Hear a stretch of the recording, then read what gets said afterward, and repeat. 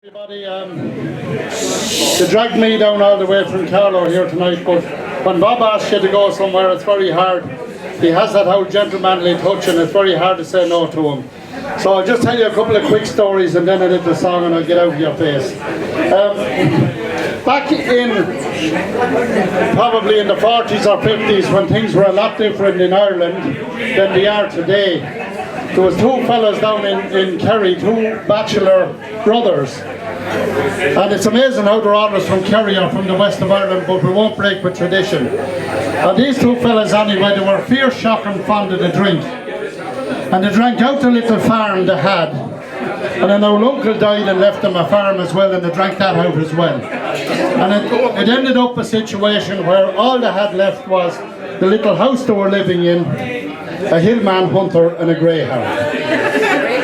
Now Paddy said to Mikey, and he said, listen, he said, I tell you, I think we'll sell that hound, he says, and we'll get a few bob. And Mikey said, jeez, he said, we won't, because he said, if we sell the dog, we'll have absolutely nothing. And he said, you know, I think the dog mightn't be too bad. Remember when we were over in Cardiff in Wales on holidays, he said there was a big greyhound race. I know, he said, yeah. Well, he said, I think one of us should go over there with the dog. We'll run him.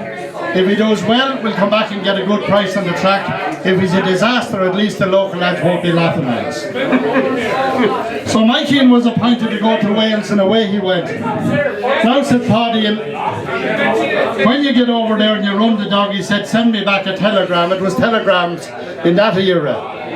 But he said, send it in code, because we've the nosiest postman in the whole of County Kerry. He'll read the telegram, he'll blow our cover, and that'll be the end of it. So about 4 days later, the postman came whistling up the little laneway with the telegram, and sure enough, Paddy opened it up, and the telegram simply read, Dear Paddy, ran the dog last Thursday night. SF, SF, SF, SF, SF, your loving brother Mikey. Oh jeez, he said, what sort of a SF second favourite, SF. Oh jeez, he says, I may ring him. So he rang him up in Wales anyway, and he said, look, I haven't money to be wasting time here on phone calls. What sort of a message did you send? Sure, he said, you told me to send it in code. Ah, well, he said, there's code and code in it, but SF, SF, SF, SF, SF. He said, how can I decipher it? Well, he said, it's very simple, I'll tell you what it means. He said he was strongly fancied, started favourite, slipped and fell, shot the fucker, see you Friday.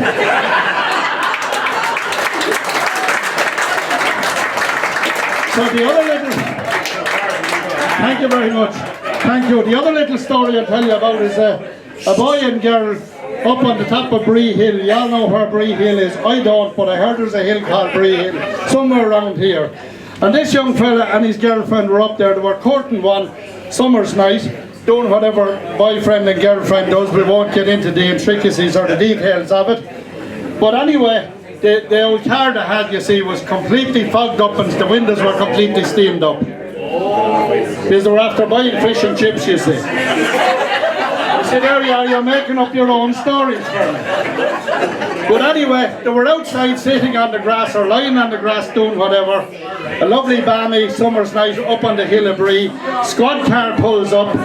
Big old sergeant gets out with the big torch and he says, I'm going to have to arrest you, he said. Just give me 2 minutes, lads, I won't be long more. Thank you. He said, I'm going to have to arrest you and charge you with indecent exposure. Ah, jeez, he says, Sergeant, look, he said, it's myself and the girlfriend, like, you know, look.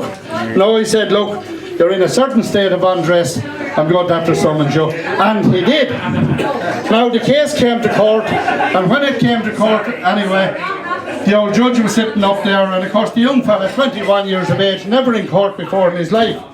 And the judge said to him, he said, right young man, he said, what have you to say for yourself? The charge that's levelled against you is that you were in a state of indecent exposure up on the hill of Bree, the hour of midnight, one June night. What have you to say for yourself what was going on? Oh God, he says, Your Honour, he says, sorry, you know yourself. He says, I don't know myself. If I knew myself, he said, I wouldn't be asking you. Now the young fellow was mightily embarrassed because the whole court was full of people. So the young fellow was hemming and hawing for a while anyway, and the judge said to him then, look, he said, You're not going to waste any more of the court's time. He said, it's very, very simple really. He says, you're either innocent or you're guilty. Which is it? Well, in that case, Your Honour, he said, I feel that I'm as innocent as a non-laid egg.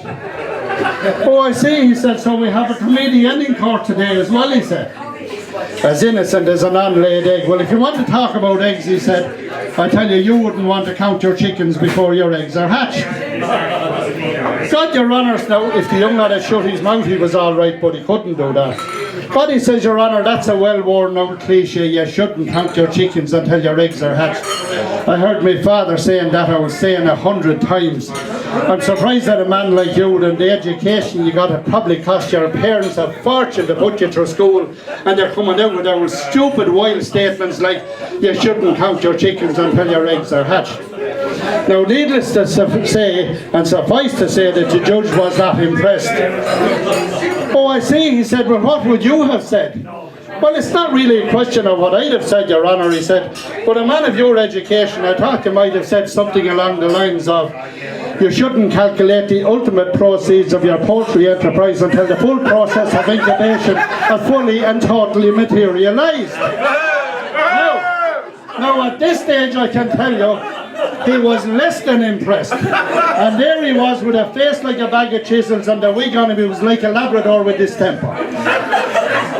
Not a happy bunny. He says, that's it. He said, I'm not going to have anybody here making a fool out of me, or in my court, he says, I'm going to hold this case in camera.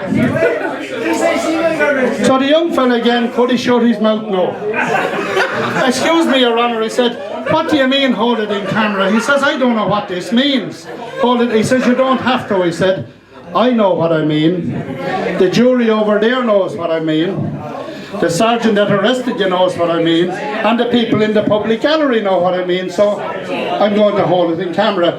So I'll ask all of the people in the public gallery to remove themselves from the court. But before you do, I'll give you one last chance to tell me what was going on.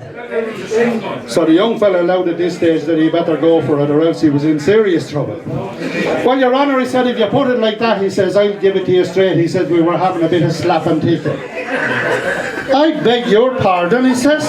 You were having what? We were having a bit of slap and tickle, Your Honour, sure. He said, you know yourself. A bit of slap and tickle.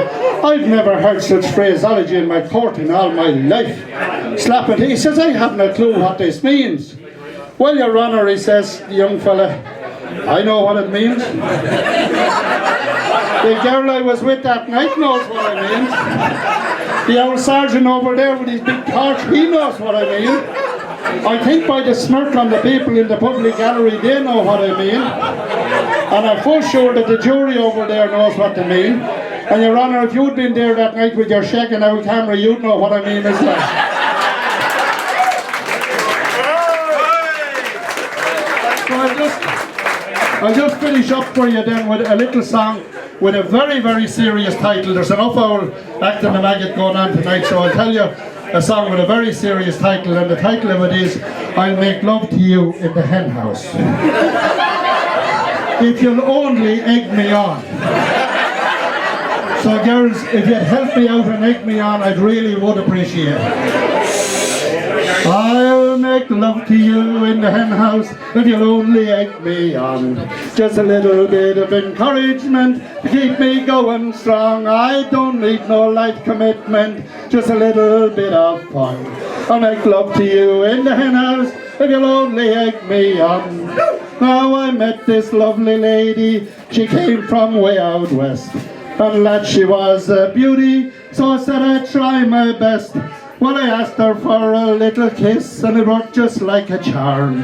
Then I asked her for a little feel, and she gave me the whole farm. I'll make love to you in the hen house if you'll only egg me on.